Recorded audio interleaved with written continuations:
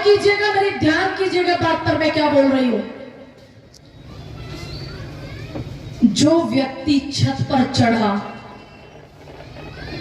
गोपाल मिश्रा, वो भी गलत था, क्योंकि उसको किसी के घर पे चढ़ने का कोई अधिकार नहीं था।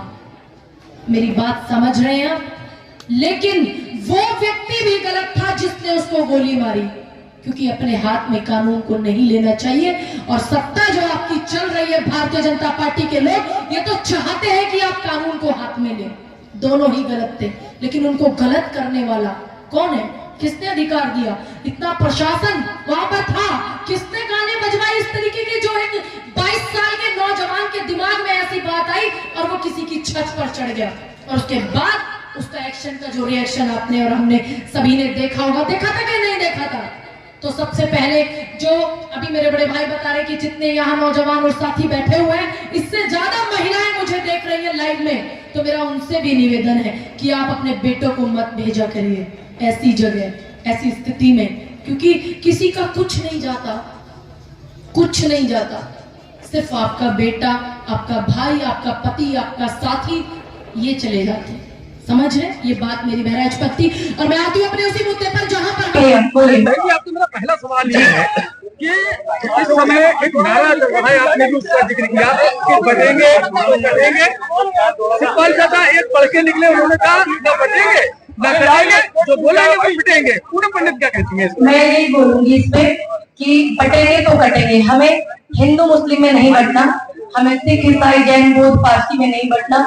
हम हिंदुस्तान के लोग हैं, हमें यही नियत रखनी है कि जो इस तरीके के नारे देंगे, ना हम बटेंगे ना कटेंगे, जो इस तरीके के नारे देंगे वो बस पिटेंगे।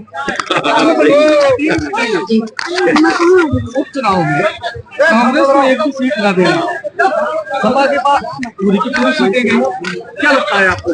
देखिए, इंडिया गठबंधन हमारा एक गठबंधन है, और हम वो नहीं है देश के प्रधानमंत्री की तरह कि हम लोग हमारे लोग G20 वो जीरो नहीं दिख रहा है। गृह मंत्री और प्रधानमंत्री, हम परिवार में हैं, हम परिवार को साथ लेकर के चलेंगे। जो हाईकमान ने, हमारे इंडिया गठबंधन के तमाम सीनियर लीडर्स ने जो निर्णय लिया है चुनाव में, बेहद सराहनीय है, कुछ सोच समझ के लिया, क्योंकि हमारे नेता राहुल गांधी त्याग की मूर्त कहे जाने वाले सोनिया गांधी त्याग की मूर्त है, 2 बार प्रधानमंत्री पद को त्यागा है, तो ये सीटें क्या चीज है? अगर आप सोच बड़ी रखोगे, आप देश का हित समझते हो, तो आपको त्याग भी करना पड़ता है। वही नेता, वही परिणाम है मेरे नेता। अभी आप धरने में आई हैं और जिन समस्याओं को लेकर अजीत भाई धरना दे रहे हैं, वाकई वाकई में देख रही हूँ बहुत भारी संख्या में अभी तक डटे हुए लोग हैं। 6 बजे का प्रोग्राम गाने बजने वाले हैं, सभी लोग डटे हुए हैं। तो ये प्रेम मोहब्बत अजीत भाई जी के लिए और हम जैसी बेटियों के लिए है, और हम इस मोहब्बत को साथ पर बिठा कर यहीं पे एक कि यहाँ के जो स्थानीय विधायक हैं और जो सांसद हैं, दोनों ही आपके महागठबंधन के साथी हैं, तो उन्होंने क्या बाकी देखा क्या हुआ है यहाँ की? देखिए, मैं उनसे भी बात करूंगी और इस चीज का समाधान भी सुलह करने के लिए बोलूंगी।